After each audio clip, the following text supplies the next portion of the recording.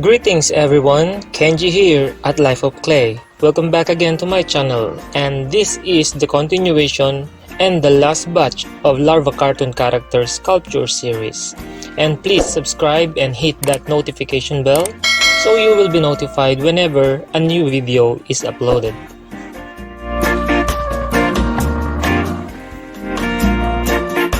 And without further ado, come, let's start with ivory.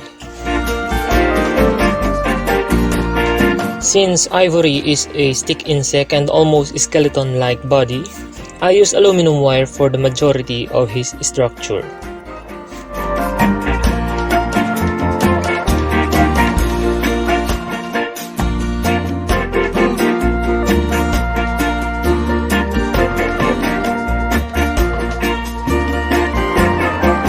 And I start covering the body and the joints with a little piece of clay. Ivory is a stick bug and has a very thin brown colored body, has a dark eye areas like eye bugs, and usually weak and sick. He is the boyfriend of Cocoa.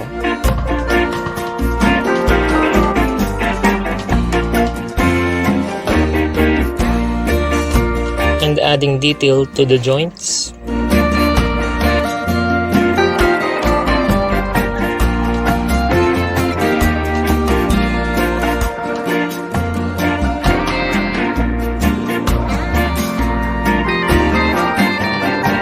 And then adding his belly button.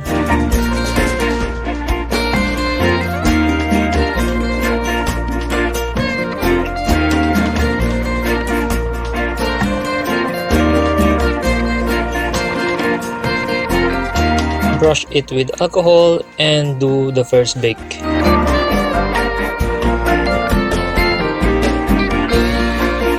And now let's go and proceed on sculpting his head.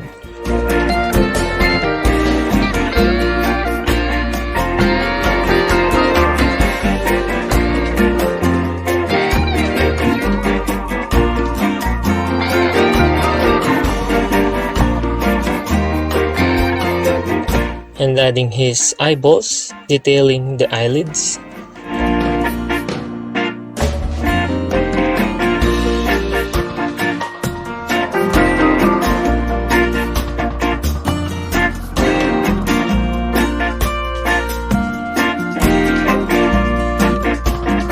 And I began marking his mouth and added more clay on his chin.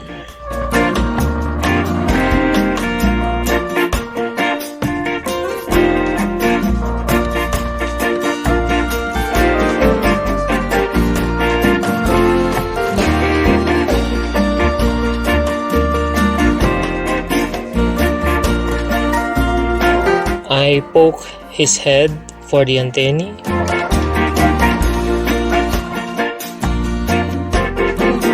And adding his hands and poke the area for the fingers to be added later.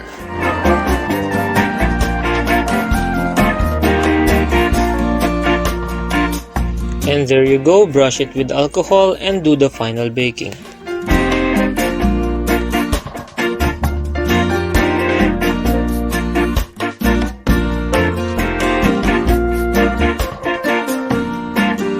I am now preparing the antennae using these plastic bristles.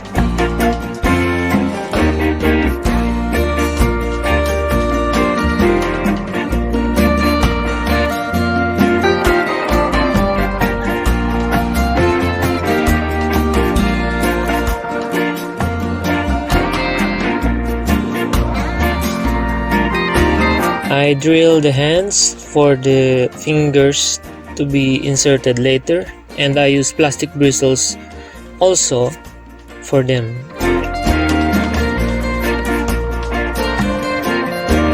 And I also drill those poke holes on his head. After that, I attached the antennae using the 2 parts epoxy.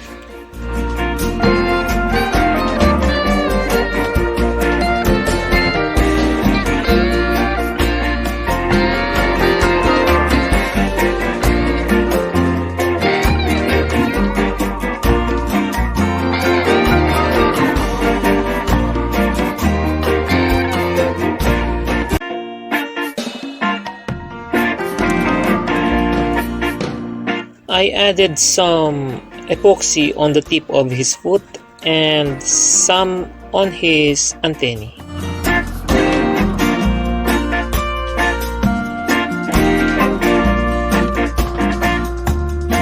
I decided to change his position into seated one. And now let's begin the painting process. I use cardinal red, green, and yellow ochre for the base color.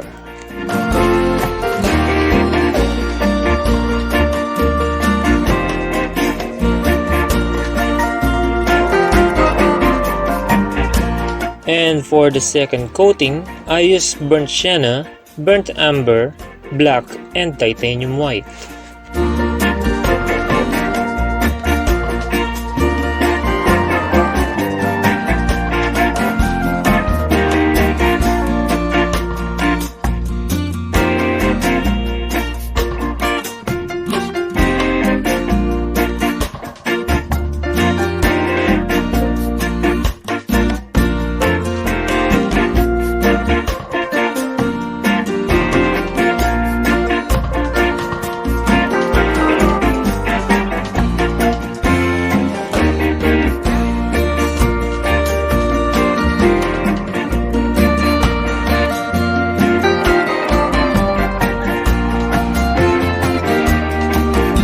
And for the final touch, sealing it with water-based polyurethane varnish.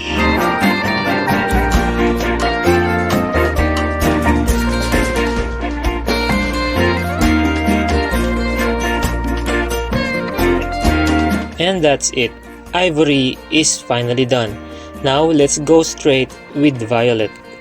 I start out by forming a aluminum foil into a water drop shape, and I use wooden stick to reinforce the head to the body.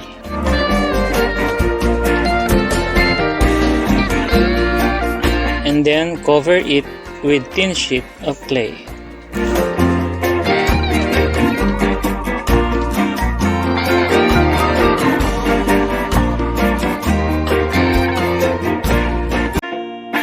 Violet is an oversized ghost slug. He is sometimes shown with his lower half buried in the ground. When he is threatened, he exposes his whole body and roars, showing his sharp teeth.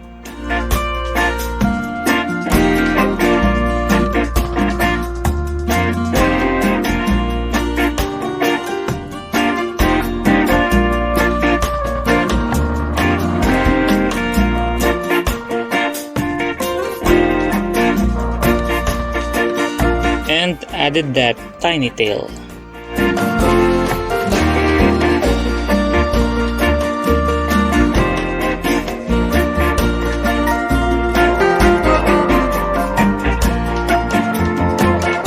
I scooped the area for his mouth.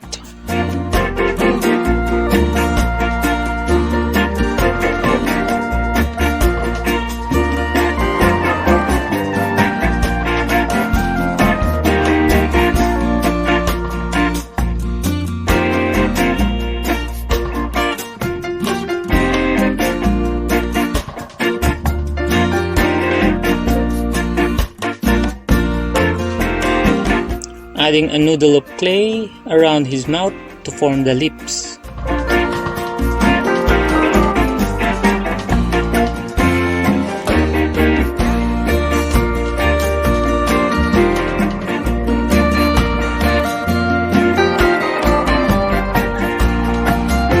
And I made shallow incision on his mouth for the teeth to be added later.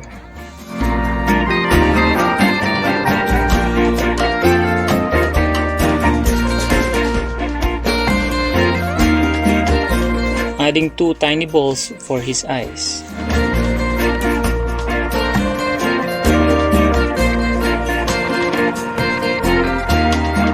And I poked the head for the antennae.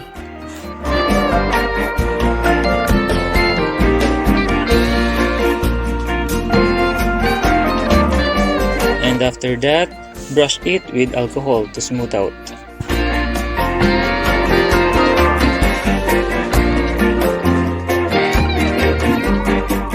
and we're ready for baking. I sanded it a little bit to make the surface become more even.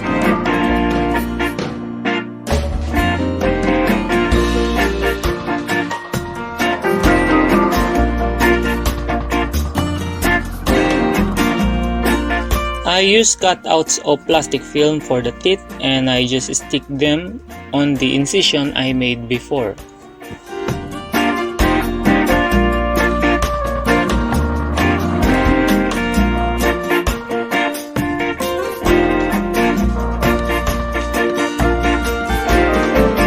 And drill those poke holes before adding the antennae.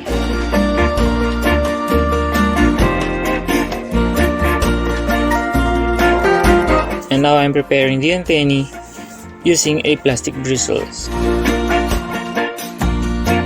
I secure the teeth in their place using liquid epoxy and set overnight to cure. And it's time to attach the antennae using 2 parts epoxy.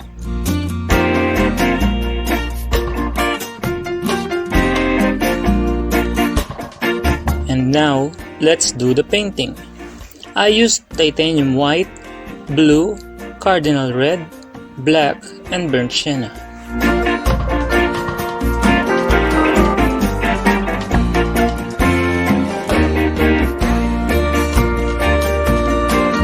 And to make the gradient effect, I use retarding medium to delay the drying time of the acrylic paints.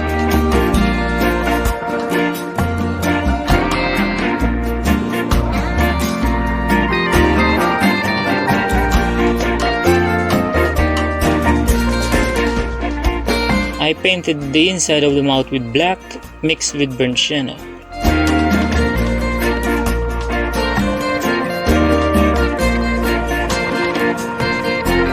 And painted the eyes with black.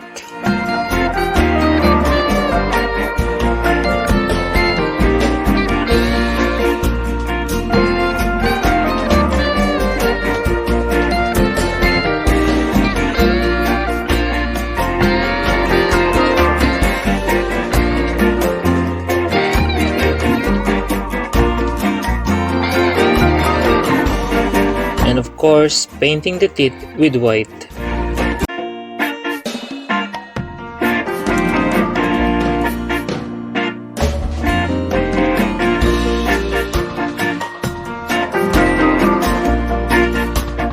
And adding those speckles on his back.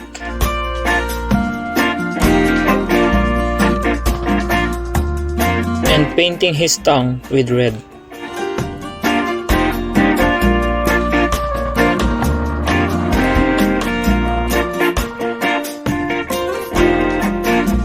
And finally, sealing it with polyurethane varnish.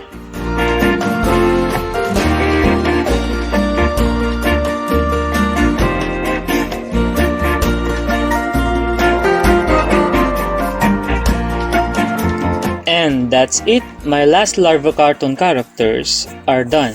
The gang is now complete. Thank you so much guys for joining me with this sculpting series, and I hope I did share you some techniques and ideas during the series. Please stay tuned for more sculpting video tutorial and have a wonderful day everyone.